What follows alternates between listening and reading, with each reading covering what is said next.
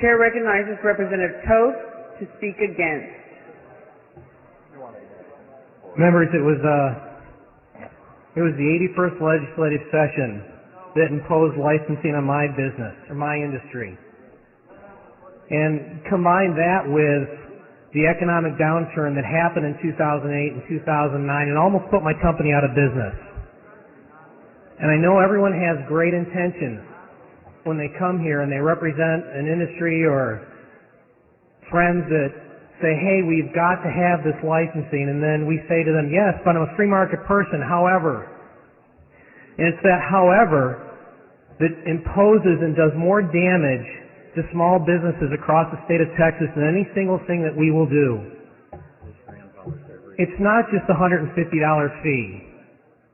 It's when we give our business over to unelected, nameless bureaucrats that then impose additional restrictions on us once the licensing goes through. They told us that, oh, by the way, you've got to have your license number on all your trucks, and so all of a sudden now I've got to go out and take all 7 of my trucks, and I've got to put a license on them. And then someone turned us in and said, oh, you don't have that license number on your invoices. And so we had to throw out all our NCRs and get new invoices as well. And then someone turned us in that we didn't have our license number on our advertisements. And so we had to pull advertisements down and do it all over again. And then one of your people, the actual individual that's supposed to be licensed, didn't renew his license. And there's a fee on that too. And then a year later, again, bureaucrats that are not elected will expand it and say, oh, it only applies to a certain thing. And so we then have to take the state of Texas to court and fight for 2 years and find that we're right and the bureaucrats were wrong. This puts an incredible burden on small business people.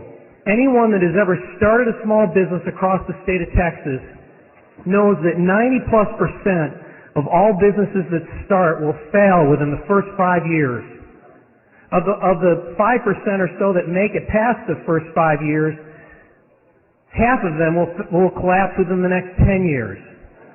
We have got to make it easy for people to start a business and not impose large... For what purpose? I wanted the gentleman would yield for a Does the question. gentleman yield? Absolutely. Hey, Representative Toth, help me out with this bill. There's a lot of concern for businesses that are currently out there and doing practice, that this would catch them up in a licensing process, correct? Correct. Does this bill grandfather every single company that's already doing business in Texas? I don't know if it does or not. The problem is that additional companies that come in, it will create a barrier for them to come into business. And they will, as they're coming in, they will understand clearly that there's a licensing process. I mean, I get the argument on the floor. I understand that. The members are talking about existing businesses. But the grandfather clause takes care of that. And my understanding is this bill has a grandfather clause. Now going forward, the guys coming in will know they have to be licensed. I have one more question. I'm not a. Can I respond to it? Sure. So one of the other issues is going to be, does this bill also include commercial work versus residential work? The bill doesn't address it, just like the bill that affected my industry didn't affect it. And so initially what it said was, you need a license, right? But the bill didn't address whether that meant residential or commercial work. And so the bureaucrats 2 years later said, well, we think it only applies to residential work. Therefore, you have to have a master electrician do commercial work. We fought them in court over a 2-year period. We won. It cost my industry thousands of dollars, and during that period of time, we had to give up tens and thousands of dollars of work because we didn't want to break the law. And I apologize. I don't know what business you're in. Can you tell me what business you're in? It's electrical contracting for full work. Electrical contracting. Okay, so then when someone is building a home, can you tell me if the roofer is licensed? No, they're not. What about the electrician? No. Electrician licensed? Electricians are licensed. Electricians are licensed. Are the plumbers licensed? Yes, they are. So plumbers are licensed, electricians are licensed. Who else is licensed when they're doing work on a home? Say again one more time, apologize. Who else is licensed when they're doing work on a home, when they're building a home? We got electricians. HVAC, I believe, as well. HVAC, okay. and again, I'm not a home builder, but what's the most expensive part of a home going in and then to subsequently fix? Would you argue that the foundation is the most expensive part to go back and subsequently fix if something goes wrong? More expensive than HVAC, more expensive than the plumbing? Is the foundation have a significant cost? It's a significant cost, but you're talking about two completely different things. You're talking about creating a foundation versus repairing a foundation. People that create foundations on a home are not the ones that fix foundations, which is what this bill addresses. And so the ones who cause these foundations to then need to be fixed, it's exactly to my point, I'm talking about the same issue, because those are the ones then who are putting in a foundation that's not worthy enough, not This bill doesn't cover them, though. But we're getting to the ones, we're getting there. Stay with me. I know Mr. Schaefer keeps talking to you, but just listen to what I'm Mr. telling you. Schaefer's never built a house before I have. Yeah, and that's why I'm asking you the questions. That's exactly right, and I appreciate that, which is why I'm not asking Matt the questions.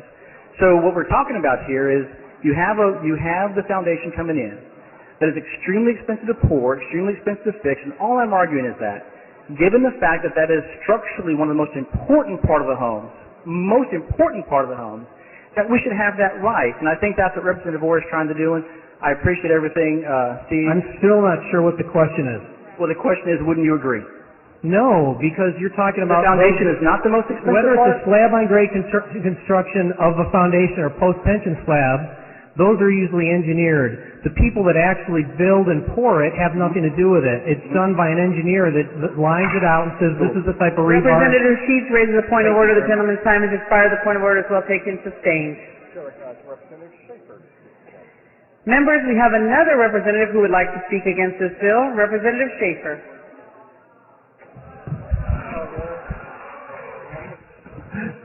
Thank you, members. Oh, excuse me, Mr. Schaefer. Please excuse Representative Myra Crownover because of conference committee on the motion of Representative Harless.